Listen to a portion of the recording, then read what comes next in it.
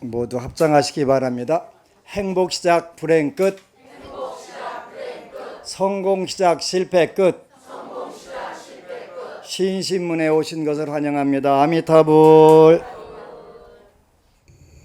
오늘 대전서 오는데 보니까 35.5도까지 올라가더라고요. 엄청 따뜻해요. 오늘은 대전의 현충원에서 호국 영령들을 위한 영산 대법회를 하는데 법문을 잠깐 하고 왔는데 77쪽에 보니까 76쪽 제일 마지막 구절부터 그러나 정성을 다하여 청정하게 만든 음식을 77쪽 첫 구절 부처님과 스님들께 올리면 망자는 그 공덕의 7분의 1을 얻게 됩니다. 그러므로 장자여 연부저의 중생이 목숨을 바친 부모나 가족들을 위하여 지극한 마음으로 정성스럽고 청정하게 제를 베풀어 공양을 올리면 산 사람과 죽은 사람 모두가 이익을 얻는 것입니다. 이 말씀을 하실 때 도리천궁에 있던 천만억 나유타의 연부제 귀신들 모두가 한량없는 보리심을 바라였고 대변장자는 가르침을 받들고 기뻐하며 자라고 물러갔다. 그래서 이제 우리가 경전을 읽다 보면 제가 오늘 한 법문은 그런 법문을 했어요. 전생에 있는 복 없는 복 전부 다 탕진하고 금생에 삭발여무이를 하고 출가제자 모습을 하고 오기는 왔는데 그 전생에 지은 복을 다 까먹고 왔으니까 금생 사는데 중생교하는데 엄청나게 힘들었다. 그래서 맨 땅에 헤딩하고 살아왔다. 그러다 보니까 이제 전생에 전부 소집만 하고 추가하지 못한 그것이 뭐냐면 바로 복이라고 하는 거잖아요. 복이라고 하는 거. 이 복이라고 하는 것인데 경전을 읽어보니까 여러 경전에 복을 닦는다. 이런 게 복을 쉽게 말하면 쌓는다 이런 뜻인데 짓는다 이런 뜻인데 그런 구절들이 경전들에 나와요. 대표적인 것이 금강경에는 지계수복, 계율을 지니는 것과 그것이 복이 될 수도 있고 또 계율을 지키는 것과 복을 닦는 것, 이 두 가지를 해석할 수가 있어요. 지계가 수복이다 이렇게 설명할 수도 있고 지계와 수복 이렇게 표현할 수 있는 거예요. 약사경에 보면은 방생수복 이렇게 표현은 나와요. 방생하고 또 복을 닦는 것, 또 방생 자체가 복을 닦는 거다 이렇게 해석할 수가 있고요.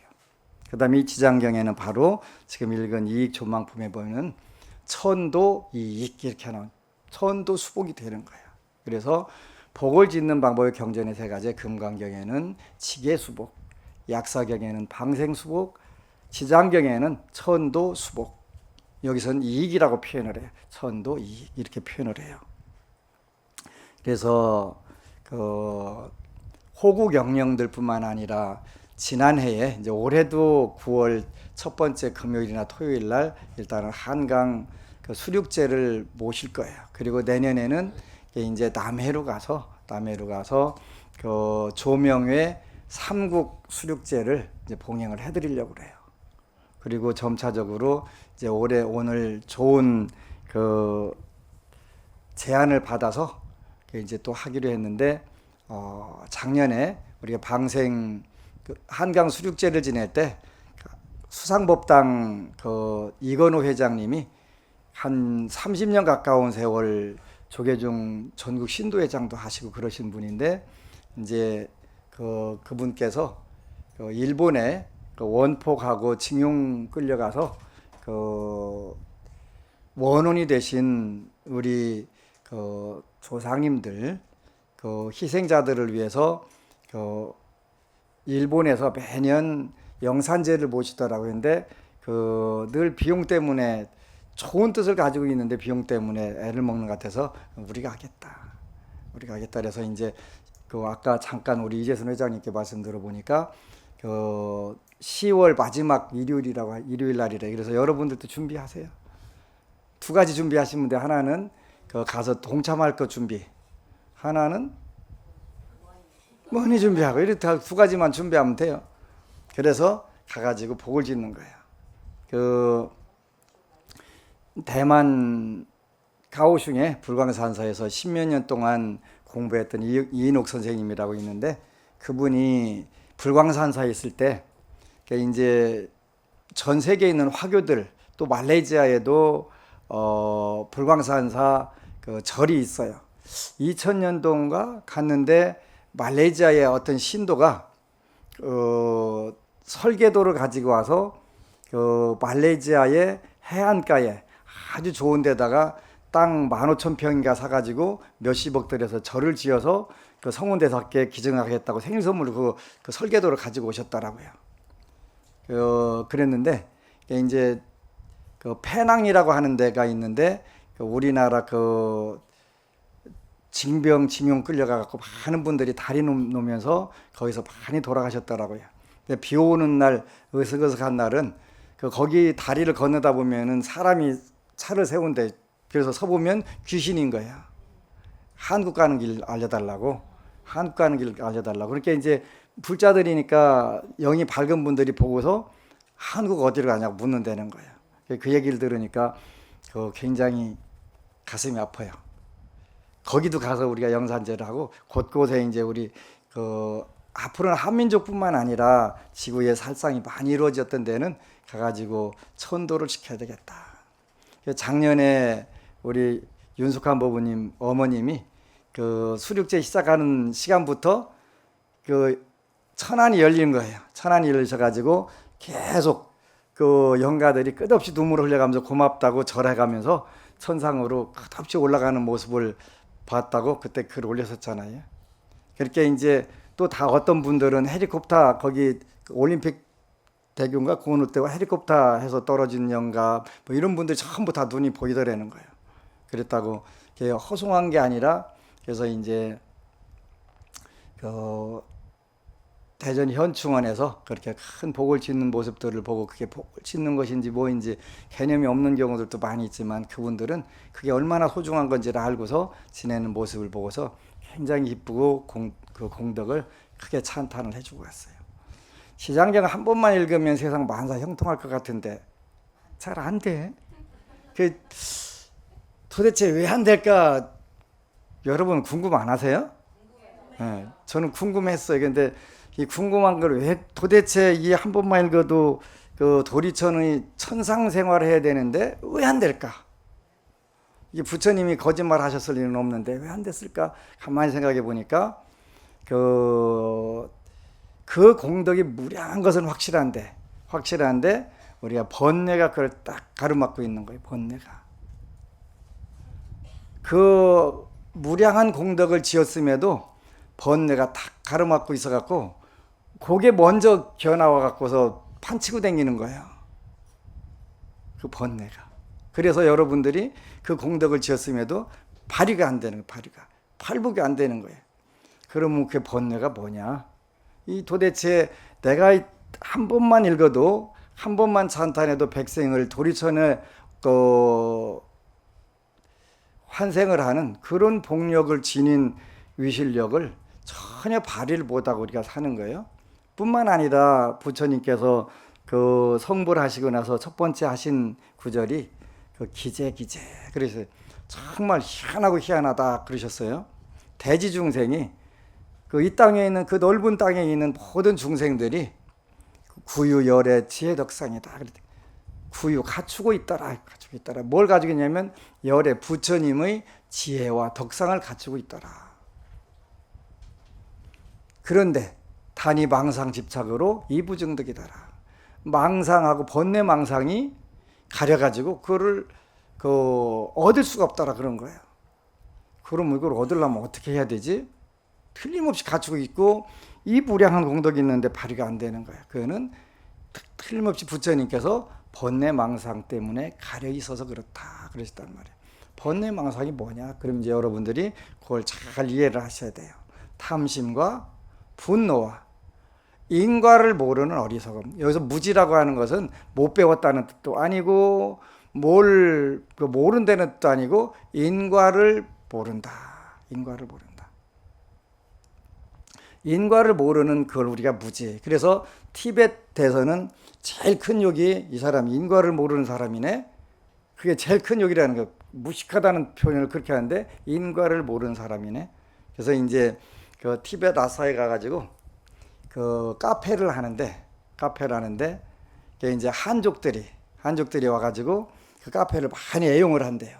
어떻게 애용하냐면 밖에서 음식, 음료수, 물 같은 걸 사가지고 와서 그래서 잘 먹고서 실컷 놀다가 그 음식을 하나도 안 팔아주고 간다는 거예요.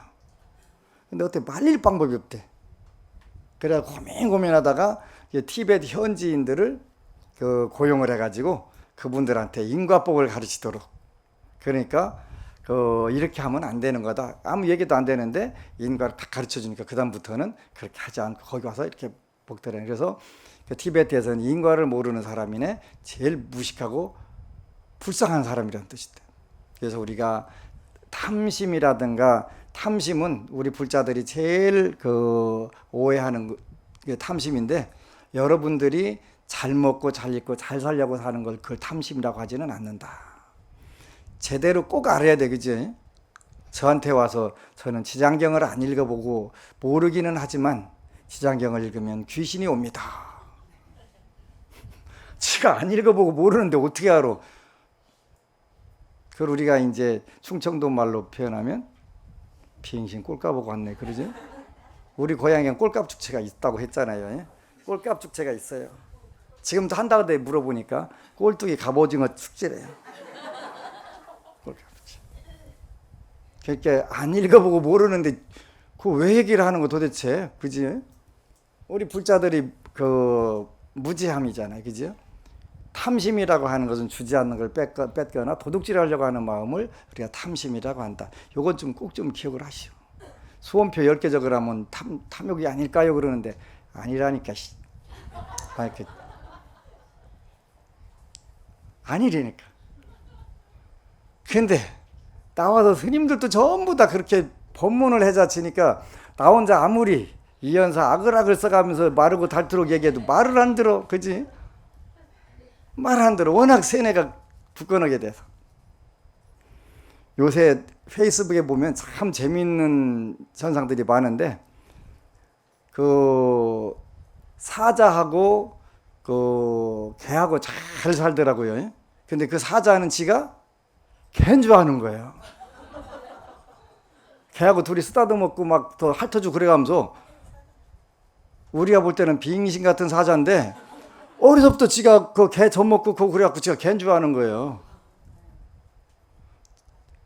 그런가 하면 또 개는 또 지가 사자인 줄 알고 살고 완전 헷갈리는 거예요. 정체성의 혼란이 오는 거잖아요. 정체성의 혼란이 오는 거예요. 우리 불자들이 그 정체성의 혼란이 엄청나게 크게 와 있어요. 전 여러 가지 사실들을 많이 기도하면서 보면 참 진짜 재밌다. 진짜 이렇게 재밌는 게 다 있네. 대부분 불자들은 거의 천상계에서 내려온 경우들이 많아요. 그래서 천상으로 그냥 천상에 대해서 대단하게 가치를 두지를 않아요. 근데 그 용족 이하의 8부신 중이 철, 용, 야차, 건달과 아수라, 가루다, 긴나라, 마우라가 이게 8부신 중이에요.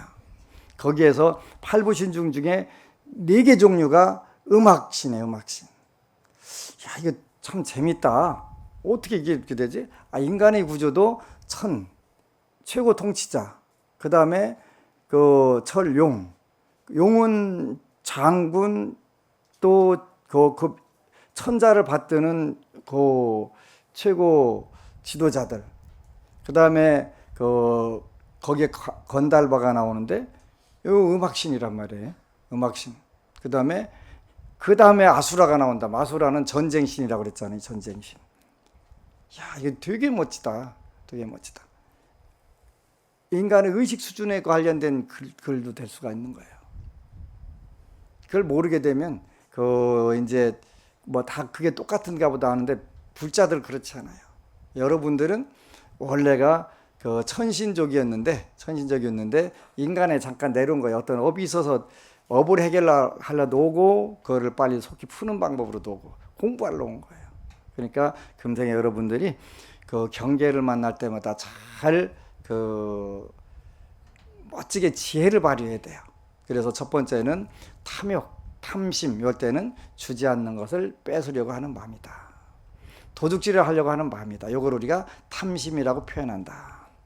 부처님 전에 와가지고 부처님 전에서 뭔가를 뺏어가야 되겠다고 생각하시는 분 손 들으세요. 부처님 전에 와서 뭔가 도둑질해야 되겠다고 생각하시는 분 손 들으세요. 하나도 없네. 없으면 여러분들 탐심이 없는 거예요.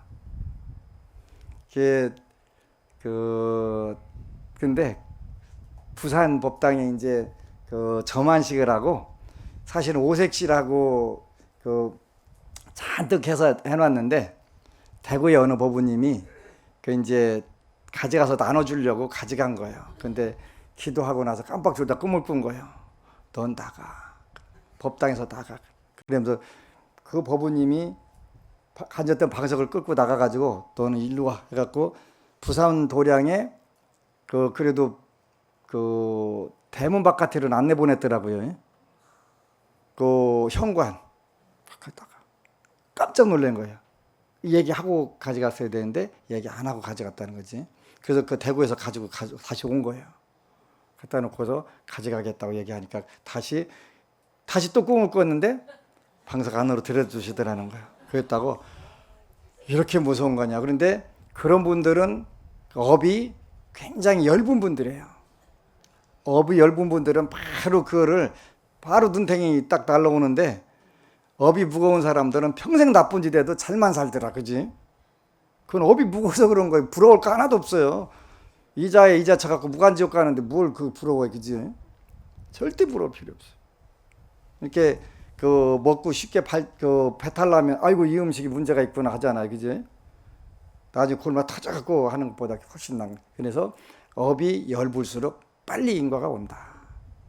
여러분들이 기도하게 되면니까 이제 인과가 빨리빨리 오기 시작하는 거예요. 그렇게 여러분들은 내가 업이 그만큼 엷어졌구나. 예민해진 거지. 예민하게 감지가 되는 거예요. 탐심이라고 하는 것은 뭐라고 했다? 주지 않는 것을 뺏으려고 하는 마음, 도둑질 하려고 하는 마음이다. 그러니까 여러분들이 잘 먹고 잘 입고 잘 쓰고 살아야 되겠는데 도둑질해서 잘 먹고 살아야 되겠다. 남의 거 좀 뺏어다 먹고 살아야 돼. 그렇게 되면 탐심에 들어가는 거예요. 근데 부처님께 여러분들이 기도하는 건 탐심이 들어가지 않아요. 나 좀 편하게 먹고 살게 해주세요. 괜찮아요. 그 대신 여기 보니까 그렇게 해주시면 저도 어차피 다 제가 혼자만 안 먹고 가겠습니다. 같이 나눠 먹겠습니다. 그리고 그거를 이제 보리심을 내서 그 이웃들을 위해서 많이 베풀겠습니다. 그러면 되는 거예요. 그리고 어차피 못 가져갈 거니까 못 가져가요. 못 가져가.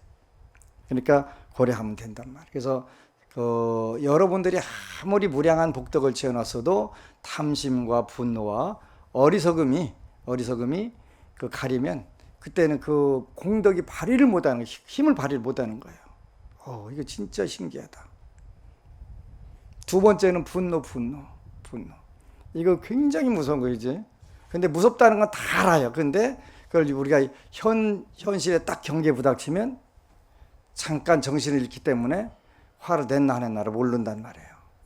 그래서 정말 무서운 것이 분노하는 거예요. 화내는 거. 그러니까 부처님께서는 얼마나 그 화내는 것이 무섭다고 하셨냐면 평생 지은 공덕을 한꺼번에 불로 태우는 것 같다. 진짜 그럴 것 같아요.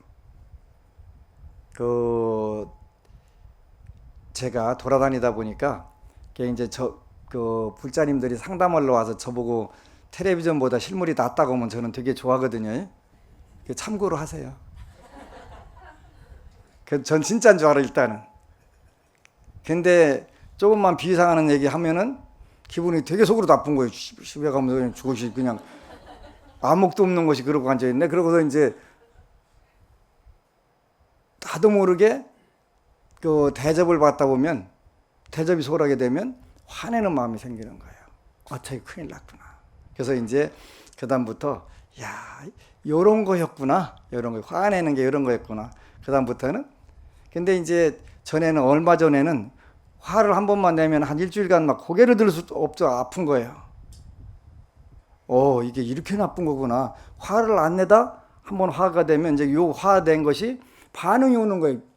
우리가 평소에는 화를 내고 살으니까 늘 머리 아픈 거니까 그런가 보다 하고서 자연스럽게 살았는데 안 내다 한 번 화만 내면 혈압 올라가고 일주일 동안 고개를 못 들게 되니까 화내면 머리 아픈 거구나. 이제 그때서 아는 거예요. 그지? 그때서 아는 거예요. 아, 이런 거였는데 그래도 종종 화가 나잖아요. 그지? 화 나는 거예요. 그래서 그때 내가 어떻게 살면 되지? 그러니까 이제 늘 배우고 끊임없이 배워야 될 수밖에 없는 게 그 경계 반이야. 경계를 부닥쳐 가지고 우리가 하나씩 터득하는 거예요. 공자님이 뭐라고 했냐면 높은 낭떠러지에 서보지 않으면 떨어질 위험을 모르고 큰 바다에 물에 들어가 보지 않으면 빠질 위험을 모른다 그러잖아요. 우리가 혼자는 뭐 차없는 얘기 다 해봐야 그 경계에 딱 부닥치면은 그게 안 되잖아요. 요 공부를 우리가 잘 하는 게 그 수행을 하는 거예요. 그게 수행하는 거예요. 그게 수행하는 거예요. 말로 입 밖으로 하는 게 아니고 그 경계에 부닥쳐 갖고 내가 어떻게 할 건가. 그래서 그 정말 저는 우리 여기에 앉아 있는 부자들 중에도 와 정말 대단하다, 멋지다 이렇게 제가 그 찬탄하는 법부님들이 많이 계신데 이제 화를 가끔 한 번씩 내면 그렇게 머리가 아프고 뭐 진통제를 먹어도 그 방법이 없을 정도로 아프더라고요. 야, 이렇게 나쁜 거구나. 이렇게 나쁜 거구나. 제가 이제 매운 걸 요즘 잘 안 먹는데 그 논산에는 고추 좀 제발 사가지고 들어오지 말라고. 고추를 졸여놓으면 손은 저절로 그게 그 다음에 속이 쓰리거나 말거나 그 일단 먹고 보는 거 그 매운 걸리. 그러고서는 오후 내내 점심 먹고서 이제 배 아파 죽는 거예요. 화장실 왔다 갔다 하고. 보면 손이 가. 이 습관이라는 게 이렇게 무서운 거예요. 근데 이게 이제 한 번만 들어가면 속을 엄청나게 아프게 하는 거예요. 그게 이제 안 먹어요. 잘 안 먹는데 이제 어쩌다 한 번 먹으면 그게 엄청나게 이제 반응이 세게 오지. 원래 고추라고 하는 것은 통증을 즐기는 거예요. 맛을 즐기는 게 아니라 아픈 감각을 즐기는 거란 말이에요. 근데 그게 습관이 되면 아픈 감각을 즐기는데 신나는 거예요. 여러분들 매운 거 잘 드시는 분들 다 그런 거예요. 독한 분들이지요. 그냥 뒤는 이렇게 독한.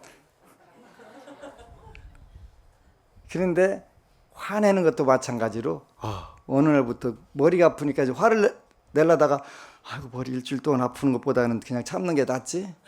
참는 게 낫지. 그러다가 이제 이걸 원천적으로 조금 더 해결할 수 있는 방법이 없을까? 그랬더니 이제 있겠다. 어떻게 하게 되냐면 우리가 이제 그 한자에 봉사라고 하는 말이 있어요.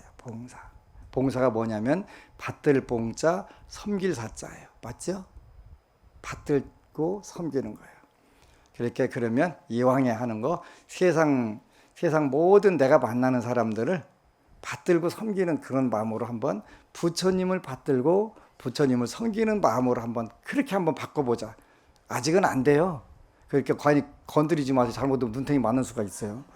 제가 그 시도를 하는 중이니까 그렇게 해보려고 시도하는 중이니까 깔짝깔짝 건드리다 냅대 그냥 눈탱이 맞는 수도 있으니까 그냥 와서 열 돋굴 필요는 없고 지속적으로 반복적으로 그걸 그 노력을 하는 걸 그렇게 해보려고 부처님을 받들고 섬기는 것처럼 모든 내가 만나는 모든 사람들을 받들고 섬기면 어떨까? 이제 여기까지 이제 돼서 그걸 한번 해보자. 이제 하나씩 해보는 거예요. 근데 전에 있던 습관들이 결정적인 때마다 한 번씩 나오지. 그러는 거예요. 결정적인 때 나오는 거예요. 아무 때나 나오는 게 아니라 전에 있던 안 좋은 습관들이 나온다는 뜻이에요. 결정적인 때. 그래서 우리가 이제 자기 자신을 잘 살펴보고 깨어 있어라 하는 것은 우리가 지금 무량한 복덕을 발휘를 시키려면 이 번뇌 망상을 줄여야 된단 말이에요. 망상이라고 하는 것이 다른 거 아니에요. 망령된 생각이 망상인데 그 번뇌를 말하는 거예요. 번뇌. 탐심, 탐욕. 그 다음에 그 두 번째 분노. 세 번째 인과를 모르는 무지. 그러니까 여러분들이 불자이면서 인과를 많이 무시를 하고 살아요. 그런데 우리가 이제 자꾸 인과를 그 철저하게 믿어가는 거예요. 내가 지은 업은 내가 받는 거고 내가 지은 복도 내가 받는 거다. 물론 받는 방법은 여러 가지가 있다고 그랬어요. 많이 짓고 조금 받는 방법도 있고, 많이 짓고 많이 받는 방법도 있고, 조금 짓고 많이 받는 방법도 있고, 조금 짓고 조금 받는 방법도 있고, 대표적인 경우의 수가 네 가지가 있다고 그랬어요. 복이 됐든 악업이 됐든 똑같아요. 복이 됐든 악업이 됐든. 그런데 자기가 짓고 자기가 받는 걸 우리가 이제 자꾸 그거를 철저하게 믿어가는 거예요. 그렇게 되면 세상 어떤 부분에도 그 불만이 생기질 않아요. 그리고 여러분들이 지은 복에 대해서 남이 안 알아줘도 화 안 나게 되는 거예요. 왜 지가 짓고 지가 받을 건데 왜 남이 알아주고 말고 할 필요가 뭐 있어? 근데 일단은 알아주는 게 안 알아주는 것보단 좋은데 별거 아니에요. 그것도 별거 아니에요. 그냥 그래서 아하, 부처님께서는 그 음덕이 덕이 크다고 그랬고 그 무주상보시가 더 크다고, 공덕이 무량하다고 하신 분이 이런 부분이구나. 그래서 여러분들이 지은 복력을 발휘하는 방법은 이제 그걸 현실적으로 쉽지 않지만 탐욕과 분노와 인과를 모르는 어리석음을 조금씩 조금씩 줄여보는 거예요. 화 10번 내던 거 9번으로 줄이고 8번으로 줄이고, 또 불필요한 거 도둑질 하려고 하는 마음, 또 안 주는 걸 뺏으려고 하는 마음 순간순간으로 생기잖아. 그지? 생긴단 말이에요. 근데 그 마음을 조금씩만 돌려보게 되면 전부 이제 복으로 하기 시작하는, 이게 내가 꿈인지 생신지 모를 정도로 멋있는 세상이 열리는 거예요. 그건 여러분들이 직접 이렇게 아름다운 세계가 있네, 똑같은 공간이고 다르지 않은데 이 공간을 인식하는 아름다운 그 눈 자체가 바뀌어 버리는 거예요. 똑같은 공간인데 육안으로 볼 때, 천안으로 볼 때, 금강경에 나오는 해안으로 볼 때, 법안으로 볼 때, 불안으로 볼 때 달라지게 되는, 의식 수준에 따라서 그 아름다운 수준이 달라진단 말이에요. 그러니까 여러분들이 지은 무량한 복덕, 불보살님들이 불가사의한 의실력을 현실에서 먹지 못하는 것은 번뇌망상 때문에 그렇다. 그러니까 그걸 우리가 인식해가면서 조금씩만 와인샷에 하면 얼마나 좋겠어요. 와인샷 안 되니까 조금씩 하니까 어느새 된 거야. 여러분 주위 분들이 뭐라 그래요? 요새 무슨 화장품 쓰는데 얼굴 이렇게 좋아졌어? 젊어졌어? 다 하잖아. 그지? 그 얘기를 왜 하겠어? 그렇게 벌써 마음이 편안해진 것이 얼굴에 드러나는 거예요. 밝은 기운들이 나오니까 좋아지는 거예요. 그 다음에 그걸 우리가 탐진치, 탐심, 화낼 진짜 진심, 그 다음에 치심, 어리석을 진짜 치심, 그래서 탐진치 이렇게 표현해요. 탐진치. 요걸 우리가 삼독 그러는 거예요. 요거는 독이에요. 독은 잘못 먹으면 몸이 괴롭고, 또 잘못 먹으면 죽을 수도 있는 게 독이란 말이에요. 그죠? 그런데 많은 분들이 이게 독인 줄 알면서도 일단 거기에 습관이 들고 중독이 되면 못 끊는 거예요. 못 끊는 거예요. 그래서 우리 중생이 생사윤회를 한다고 하셨어요, 부처님께서. 그래서 우리가 삼독. 이 독은 줄일수록 좋은 거예요. 줄일수록. 그러면 여러분들 지은 복력들이 자연스럽게 발복하게 된다. 그 드러나는 거예요. 없었던 게 생기는 게 아니라 드러나는 거예요. 드러나는 거. 그래서 여러분들이 지은 복력들을 잘 드러내는 방법은 바로 탐심과 분노와 어리석음을 줄이는 것이다. 거기다가 2가지 더 줄이면 좋겠죠. 교만한 마음. 그 다음에 의심은 이거는 부처님 법을 못 믿는 것을 의심이라고 하는 거예요. 지장경 읽으면 진짜 복이 올까 안 올까 해봐야 알지. 해보면 안다. 해봐라. 근데 앉은 자리에서 되는 분도 있고 조금 시간이 걸리는 분도 있다. 그거는 본인들의 그 복력과 업력, 그리고 거기에 신심과 정성의 차이가 있다. 신심과 정성의 차이가 있다. 나는 죽어도 이걸 하겠다는 그런 결심들이 있다면 당연히 빠르겠지. 그리고 그게 안 빠르더라도 괜찮아요. 그때는 커지는 거예요. 부피가 커지는 거예요. 그래서 꾸준히 교만한 마음도 내려놓고, 또 부처님 법을 수시로 안 되면 어쩌지 돼야 되는데 그것도 내려놓고 왜? 무조건 되는 거니까. 되는 거니까. 그래서 그 5가지를 우리가 그 5오자에다가 덮을 개자. 그러니까 5 curves. 덮여가지고 여러분들이 무량한 복력을 드러나지 못하게 자꾸 덮는 거예요, 덮는 거. 덮여 있으니까 드러나지 못하는 거. 그래서 5개의 덮개. 이런 뜻이 덮개. 여러분들 무량한 복덕을 못 드러나게 덮는 덮개가 돼버렸단 말이에요. 그걸 우리가 5개. 거기다가 하나 더 보태면 6번째가 악견. 그래, 악견. 여러분들이 남의 대화를 하면서 꼭 어그장치는 분들이 있어요. 그죠? 그냥 그때는 주댕이를 그냥 있는 힘을 갖고 뱅뱅돌아 딱 때리고 싶어. 그런 분들이 있어요. 입이 보살이라고 그랬는데, 입이 보살이라는 것은, 보살이라는 건 남을 살리는 역할을 하시는 분이 관세음보살청 보살인데, 그걸 갖다가 써먹기를 도구로 써먹으니까 도끼로 써먹는 거예요. 도끼로. 그러면 불행해지고 실패해지고 자꾸 갈 수밖에 없겠지. 행복과 멀어지고 성공과 멀어지는 거예요. 제 주위에도 몇몇 그런 분들이 있어요. 참 안타깝더라고요. 근데 저는 저한테 오지 마라 그랬어요. 내가 당신을 교화를 할 수 있는 힘이 없으니까 오시지 말라고. 어떻게 제 힘으로는 안 되니까 다른 데 가서 더 좋은 선생님한테 가서 배우라고. 내가 나한테 내가 가르칠 수 없으니까 어쩔 수 없지, 그지? 무슨 이야기를 하든 비빌 꽈갖고 얘기하는 데는 옛날에는 그 꽈빗 공장 직원했냐고 하는데 그 정도가 아니에요. 머리가 굉장히 좋은데 꼭 꽈서 얘기를 하는 거예요. 그러면 듣는 사람들이 전부 기분 나쁘고 속상하니까 나중에 그분 오면 전부 다 이렇게 돌려요. 얘기 안 하려고 하는 거예요. 그러니까 그분은 외롭고 힘든 거예요. 누가 안 도와주려고 하는 거예요. 악견. 오늘날도 그 악플이라고 그래서 와, 어떻게 저런 글을 댓글을 달 수가 있지? 진짜 기가 막히다. 그 아름다운 음악에다가도 그렇게도 댓글을 달고 싶을까?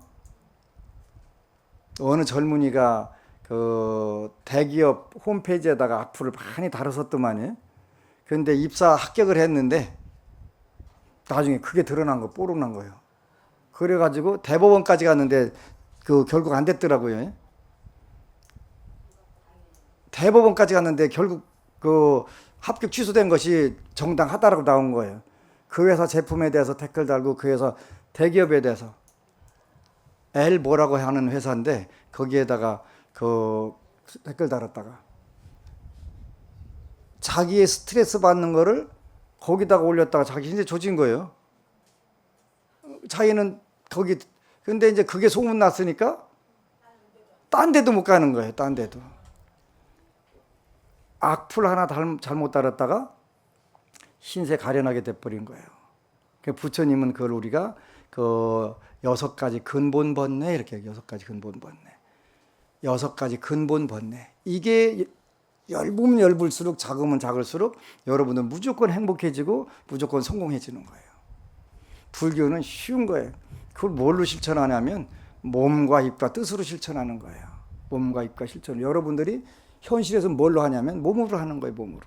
그 다음에 입으로 하는 거고 그 다음에 생각으로 하는 거예요. 그렇기 때문에 불교는 쉬우면서도 경계를 만났을 때 여러분들이 정신 바짝 차려야 돼요. 근데 차린다고 되질 않아요. 그지? 업이 끌고 가는 힘이 더 강하기 때문에. 저도 그 많은 법문을 했는데 화내면 머리 아프다는 걸 최근서 하는 거예요. 그게 그렇게 나쁜 것인데도 모르고 사는 거예요. 그렇게 예민해지니까 그때다 감지해가면서 화를 내면 이렇게 두통이 왔었구나. 굉장히 심하게 고통이 왔는데 이거를 전혀 인식을 못하고 사는 거예요. 그러다가 이왕에 그거 한번 뛰어넘어 보자. 받들고 섬기자. 불보살님처럼 부처님처럼 한번 그렇게 한번 내가 해봐야 되겠다. 이제 요즘 그런 마음을 먹으면서 하게 되는 거예요. 그러니까 제 컨디션이 좋아지는 거예요. 컨디션이 굉장히 좋아지는 거예요. 그러니까 그 요즘에는 제가 활동할 수 있는 범위가 굉장히 더 바빠지는 거예요. 일거리가 많이 늘어나는 거예요. 전에는 그 강의 나가면 그냥 연필로 쓰라고 분필로 쓰라면 참 좋은데, 어제는 또 그 지난 화요일 날 그 바삐 이제 부산을 내려가려고 했더니 논산 시의회 의장님이 전화가 왔어요. 잠깐만 뵙자고. 근데 나 지금 부산 간다고 못 만난다고 할 수도 없고 오시라고 해야 되잖아요. 시간은 재고 있는데. 그랬더니 이제 그 논산 시의회 그 의원들하고 그 직원들 위해서 그 강의를 해달라고 그래서, 근데 또 파워포인트로 해야 된다네. 다 그냥 한 장이면 딱 되는데, 그 10장 해줬어. 일단 그 10번 시키라고. 딱 한 장만 가지면 첫 번째 뭐 어차피 운명을 바꾸는 방법, 제가 그거 업그레이드 하는 방법인데, 그 평생 시의회 의원을 하든 도의회 의원을 하든 국회의원을 하든 하는 방법을 제가 가르쳐 줘야 될 거 아니겠어요? 평생 할 수 있는 방법. 바로 모든 시민들을, 그 도민들을, 또 국민들을 받들고 섬기면 되는 거예요. 받들고 섬기면 되는 거예요. 그지? 그러니까 여러분들이 부처님을 왜 닮아가냐면 바로 받들고 섬기고 하는 그 마음을 갖는 거예요. 그지? 집에 가서 가족이 됐든 이제 그 마음을, 그럼 나만 손해나는 거 아닐까요? 안 그래요. 저 얘기했지. 그 5명을 결혼해갖고 5명이나 낳고 사는데 부부간에 이제 트러블이 생길 때로 생겨갖고 도저히 너는 못 살겠다. 내가 도저히 못 살겠다고 하는데 상대방은 나는 너고 도저히 살겠다라고 하겠어. 그지? 똑같이 둘이 똑같이 못 살으니까 그냥 치는 건데, 그래도 이제 마지막 시도를 한번 해보고 가야 되겠다. 그게 뭐냐면 아침에 침대에 일어나서 내가 당신 오늘 뭘 해주면 행복할까? 설거지. 설거지 씹어 해가면서 하는 거예요. 그지? 지가 해도 되는데 다 시킨다고 씹어 해가면서. 그 다음날 또 물어본 거예요. 그랬더니 차고 청소. 그냥 단답형으로 그냥 간단하게 얘기하는 거예요. 아, 내가 오늘 직장 나가면 얼마나 피곤한데 저거 하다가 또 해야지 뭐. 한 달간 하니까 그 아침에 물으려고 하니까 다시 부인이 먼저 묻더래. 당신은 내가 뭘 해주면 오늘 행복하겠어? 드디어 반응이 온 거예요. 반응. 그걸 뭐라고 한다고 그랬죠? 법이라고 하는데, 법. 필연적 반응을 불교에서는 법이라고 표현한단 말이에요. 필연적 반응이 온단 말이에요. 그걸 우리가 그 진리, 법이라고 하는 것은 진리라는 뜻도 있고 원칙이라는 뜻도 있고, 그건데 우리가 일반적으로 불교에서 할 때는 그것도 다 맞지만 필연적 반응, 이런 뜻이 들어있어요. 필연적 반응. 내가 그 환경에 대해서, 환경은 자기 자신 이외에는 다 환경에 뜻하는 거예요. 부모도 환경이고 자녀도 환경이고 부부도 환경이고 직장에서 동료도 환경이고 여러분들 만나는 사람 전부 다 환경에 들어가는 거예요. 나와 환경 사이에 그 내 생각과 그 법이 상응하는 거예요. 내가 어떻게 생각하느냐에 따라서 그 환경이 작용을 하는 것을 우리가 법이라고 표현한다. 필연적 반응, 이런 뜻이에요. 필연적 반응. 그러니까 내가 어떻게 하느냐에 따라서 필연적 반응이 반드시 온단 말이에요. 안 올 것 같은데 오는 거예요. 그 마음의 장벽이, 쌓였던 장벽이 한 달 만에 해결된 거예요. 그죠? 된 거예요. 그러면 당신은 내가 뭘 해주면 행복할까? 마음의 벽이 무너진 거예요. 그래서 불교는 항상 본인이 먼저 해라 하는 뜻이 그런 거예요. 사실 따지고 보면 아무것도 아닌데, 이제 근데 그 이혼하는 분들 그 이유 중에 그 인류의 평화와 행복을 위해서 이혼하겠습니다, 이 소장에 그 쓰는 사람 혹시 있을까요? 없을 거예요. 아까 우리 백음자 변호사님 모셨는데 한번 물어볼 걸. 그런 분이 혹시 있나? 인류의 행복과 평화를 위해서 이혼하겠다 우리는. 그게 아니잖아요. 감정 싸움이잖아요. 아주 작은 감정 싸움으로, 충청도 말로 씨바까 못 살겠다, 이렇게. 감정 싸움으로, 작은 걸로. 그래서 저는 항상 그 하수도를 보면서 제일 신기한 거는 그 가느란 머리카락에 의해 가지고 그게 다 맥히는 거 보면 그게 참 신기해, 그지? 무슨 짱돌이 들어간다든가 뭐가 들어가야 막히는 건데 머리카락이 들어갔는데 그게 막혀갖고 난리 나는 거잖아요. 그러니까 세상사는 아주 작은 것에 의해서 그것이 커져가지고 문제가 발단된단 말이에요. 그게 바로 탐심과 분노와 인과를 모르는 어리석음과 교만한 마음과 그 의심과 부처님 말씀을 못 믿는 의심과 그 다음에 악견, 악풀, 남에 대한 악담, 이게 전부 다 여러분들이 행복과 성공을 간단하게 막아주는 거예요. 그러면 이제 오늘부터 줄여보는 거예요. 하루아침에 안 줄어져요. 공자님이 뭐라고 하셨냐면 40은 불혹이다. 그렇게 40이 불혹이, 이렇게 불혹이라고 하는 것은 어디에 미혹되지 않는다. 이렇게 지혜가 발동됐다는 지혜가. 50이 지천명이라고 하는 거예요. 50에 가서 1000명을 알았다는 것. 내가 금생에 온 이유가 뭐다, 이걸 하셨다는 거예요. 60이 되니까 귀에 거슬리는 소리가 없다라. 그래서 틀리는 대로 다 순응하게 된다. 그래서 귀자, 그 따를 순자 이순, 그렇게 하지. 이순이다. 70이 되니까 그 무엇을 따라도 한간에 전부 다 걸림이 없더라. 뭐 우리 거기까지 가기, 공자님 같은 천재도 인류 역사상의 최고 교육가도 그렇게 됐는데 우리가 뭐 금방 되겠어요? 그런데 그렇게 되더라도 우리가 시도는 해야 된다. 저는 공자님도 되게 좋아하는데 왜 좋아하냐면 그 등동산이 소노요, 등태산이 소천하다. 아, 멋지다. 이제 동산에 올라 보니까 노나라가 작게 보이고 태산에 올라 보니까 천하가 작게 보이더라. 그분이 경지잖아요. 중국에 가면은 그 남악 형산이라는 데 가니까 그 꼭대기가 추경봉이라는 데인데 그 어느 선사가 독좌 대웅봉 그랬더라. 혼자 대웅봉 부처님의 그 큰 봉우리에 앉아 있다. 야, 멋진 기계다. 멋지다. 우리가 거기까지는 못 가더라도 우리가 부처님이 하신 말씀을 조금씩 해가지고 아, 이제 60이 되니까 귀에 거슬리는 소리도 그 섬기고 받들면 되겠다 하는 생각들이 지혜들이 생기는 거예요. 그래서 여러분들도 그 조금만 여러분들이 물러서서 보게 되면 현실이 훨씬 행복해지고 아름다워질 수 있어요. 그리고 기회가 될 때 이 지장경 칠품 이익 존망품에서 말씀하시는 것처럼 천도는 이익을 주는 것이다. 천도는 이익을 주는 것이라서 그 조상들과 천도의 대상에 7분의 1의 공덕이 가서 그 해원 해탈하게 되는 것이고 7분의 6은 살아있는 여러분들이 그 복을 누리게 된다. 그 복을 온전히 누리는 방법은 탐심과 분노, 어리석음, 교만함과 부처님 말씀을 못 믿는 의심과 악견을 조금씩 줄이게 되면 틀림없이 행복 안 하고 싶어도 행복하게 되고 성공 안 하고 싶어도 성공 안 할 방법이 없다. 그래서 불교가 쉽고 좋다 그런 뜻이에요. 근데 아직 남은 업이 있으니까 남은 업은 뭘로 녹이냐면 독경과 연불로 한다. 독경과 연불로 한다. 그러면 되는 거예요. 질문 있으면 하세요.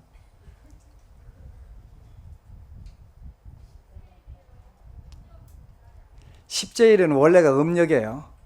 음력인데 그냥 여러분들이 십제일 지금은 음력이 좋은 점이 있어요. 사주 보는 데는 일단 음력이 훨씬 잘 맞아요. 양력으로 볼 수 있는 것은 그 서양의 별점은 양력으로 보는데 그 외에는 일단은 음력이 잘 맞아요. 여러분 운명하고는요. 왜 그러냐면 가까운 달의 영향을 많이 받기 때문에 잘 봤는데 현재 사회에서 여러분들이 음력으로 하게 되면 조금 헷갈려요. 그래서 어떻게 하냐면 요일을 정해서 하세요. 요일을 정해서 하시는 게 여러분들이 매주 수요일 날은 술을 안 마시는 날, 금요일 날은 육식을 안 하는 날, 이렇게 딱 하면 8번 할 수가 있잖아요. 그래서 그 우바세계경의 팔관제는 그 일반적으로 육제일간 하는데 그 육제일날 하더라도 그게 이제 음력으로 되니까 헷갈리는데 태국에서 보니까 그 태국의 법신사라고 하는 그 담마가야 와트라고 하는 데서 하는 거 보니까 그 태국에서는 그 팔관제계를 지키는 불자들이 제일 잘 살더래요. 근데 이제 육제일인데 요일로 결정해갖고 이렇게 하더라고요. 그리고 십제일 날도 육식이나 술 안 먹는 날로 이렇게 정하면 일단은 좋을 것 같아요. 조금씩 줄이는 그 논산에 법회 오시는 청주에 명경지수라고 하는 분이 지혜를 내 가지고 십제일 날에는 고기라든가 술을 가족들에게 안 준다. 그래서 점차적으로 지혜롭게 유도를 하는 거예요. 그렇게 유도를 하니까 잘 먹게 들어가겠지. 근데 고기를 안 먹고 이렇게 하는 것은 여러분들에게 복이 있을 때 복이 없는데 그 고기가 더 끌어잡아 당기는 거예요. 어젠가 페이스북에 보니까 동남아 어느 국가인지는 모르겠는데 거기는 뱀을 잡으러 다니더라고요. 큰 뱀 잡아다가 붕어파고 잘 잡대요. 뭘로 잡냐면 그 먹으려고. 태국 가니까 스낵팜, 무슨 스낵 바도 아니고 스낵팜이 있냐? 그래서 스낵을 잘 보니까 저게 그 간식 먹는다는 스낵이 아니더라고요. 스낵 뱀 농장이더라고요. 이게 문화 수준이 떨어지거나 환경이 어려울수록 그 먹을 거 안 먹을 거 다 안 골라서 먹잖아요. 그래서 복이 있게 되면 그 채식을 하게 돼요. 그 다음 주 수요일 날에 중국의 그 거대 그룹 그 총수가 그 수행원 50명을 그 대동하고 우리 총무원에 오신대. 그래서 오시는데 저도 초청을 받았는데 우리 법원님들이 그 한복 입고 패션쇼를 좀 하셔야 될 것 같아요. 그분들 중국 분들은 한복 입은 모습 와갖고 이렇게 쫙 서 있으면 되게 좋아하신대요. 그래서 이제 더군다나 중국 천하에다가 안심정사는 육복공양단 옷이 너무 아름답다고 소문이 나갖고 그거 좀 어떻게 안 될까 그래갖고 이제 고민을 하는데 해야 될 것 같아요. 그게 중국에서 비국유 기업 재벌 중에서 두 번째가 된다는 그런 큰 재벌이더라고요. 근데 나이가 이제 40세밖에 안 되신 분. 말도 안 되는 삼성그룹보다 훨씬 몇 배가 크다는데 40살 먹은 분이 작년까지는 39살이었고 올까지는 그 40대 40 이하의 전 세계 재벌 그룹 CEO 중에서 두 번째가 하는 분이래요. 인터넷 보니까 나오더라고요. 근데 요 회장님이 되게 재밌는 분이더라고요. 신비주의자라서 불교하고 유교를 좋아하고 그 채식주의자에다가 그 산보하고 명상을 즐기는 거 그런 거나 하지 다른 데 관심이 없대. 근데 유럽이라든가 이런 데에도 엄청난 그 기업들이 많이 있더라고요. 근데 이제 그 우리 총무원 예방하러 온다고 그래서 이제 우리도 선물을 좀 준비를 하려고 그래요. 그래 이제 그 출가라고 하는 사진첩이 있고 봉원사 석선암 스님이 찍으신 거하고 영산제라고 하는 책을 이제 100권씩 일단은 이제 그 주문을 했어요. 그래 하고 우리 이제 향로하고 또 청자 투각 향로도 그 50명 되니까 다 준비하고 그렇게 갖고 우리가 선연을 맺으려고. 그랬다가 무슨 뭐 특별히 원하는 건 없어요. 그분들한테 했다고 해서 그분들이 주는 거 아니잖아요. 이렇게 내 복은 우리 복은 우리가 짓는 거니까 아무 조건 없이 그 한국에 왔으니까 한국 국보가 이렇게 아름다운 게 있으니까 구경하시고 또 늘 생각하시라고 한국을 생각하시라고 좋은 추억으로 하라고 이제 그 준비를 했어요. 그래서 근데 어떻게 그렇게 천하의 부자가 술도 고기도 안 먹고 그렇게 살 수 있을지 그것도 이렇게 복이 있는 거예요. 복이. 그분하고 오시는 분은 또 그 중국에 정협이라고 하는 단체가 있어요. 정치협상회의라고 하는데 그 인민회의하고 그 양대 모임인데 거기에 이제 우리나라 차관인데 중국 차관은 훨씬 더 커요. 일단은 그 스촨성 인구가 6천만 명이라고 하더라고요. 이번에 같은 산소성은 3,700만 명이고 그보다도 이제 북경에서 최고위에 있는 그런 분인데 그분도 이제 48살인데 이분도 채식주의자더라고요. 그게 이제 그 옷 만찬을 삼천각에서 한대요. 하는데 삼천각에도 채식 코스가 있대네요. 그래서 이제 그 한주석이라고 하는 분이 나는 남의 생명을 죽이는 음식은 먹지 않는다. 그렇게 딱 못을 박으시더라고 하더라고요. 대단하다. 역시 복력을 가진 분들이다. 여러분들도 다음 생에 그렇게 금생도 마찬가지로 다음 생에 더 되게 되면 일단은 그렇게 하시면 돼요. 이렇게 복이 있으면 고기를 안 먹게 되고 술을 안 마시게 돼요. 큰일 났네. 큰일 났어. 그래도 고기가 끌어잡고 다니는데 고기는 좋은 거 아니니까 그건 안 먹을수록 복이 있다. 반드시 그렇다. 반드시 그렇다. 그래서 그 불교는 한 생만 믿어도 한 생 사는데도 진짜 좋은 종교지만 그 우리가 그 윤회를 끝내는 날까지 그보다 더 좋은 종교가 없다. 티베트 달라이라마도 만나고 한 어느 부자가 그 금생에 윤회를 끝내겠습니다. 그러니까 그 티베트 림포체가 화를 팍 내시더라는 거예요. 네가 뭘로 윤회를 마치냐고. 안 돼요. 윤회는 절대 한 생에 끝나지 않는 거예요. 극락세계 가는 방법은 있어요. 있는데 윤회는 극락세계 가게 되면 다시 보살로 오시니까 물론 이제 윤회하는 방법은 두 가지가 있다고 그래서 하나는 그 분단 생사라고 하는 방법이 있고 변혁 생사라는 방법이 있어요. 이건 굉장히 전문적인 거예요. 분단 생사라고 하는 것은 여러분들과 저처럼 그리고 대단한 림포체들도 엄마 뱃속 일단 태 속에 들어갔다 오면 전생을 다 싹 까먹잖아요. 그걸 우리가 그 나눌 분자 끊어질 단자 분단 생사 이렇게 표현해요. 우리 중생들의 윤회하는 모습은 분단 생사라고 한다. 그런데 관세음 보살님이나 지장보살님은 또 문수보살님, 보현보살님은 분단 생사라고 안 하고 변혁, 변할 변자에다가 바뀔 역자가 변혁 생사 이렇게 표현하는 거예요. 그분들은 전생 다 기억하고 그 원력만 피하려고 오는 거예요. 우리는 분단 생사, 불보살님들은 변혁 생사. 그러더라도 변혁 생사로 오시더라도 그 수행하는 과정에서 고통을 다 당하시는 거예요. 그래서 관세음보살 드라마나 지장왕보살, 김교학 드라마 보게 되면 눈물 많이 나요. 이렇게 관세음보살님이나 지장보살님 오셔도 이렇게 중생 생활을 살면서 이렇게 고통을 받으셔가면서 그 고통을 잘 극복하시고서 큰 뜻을 펴시는구나. 여러분들도 분단 변혁 생사로 오셨을 수 있어요.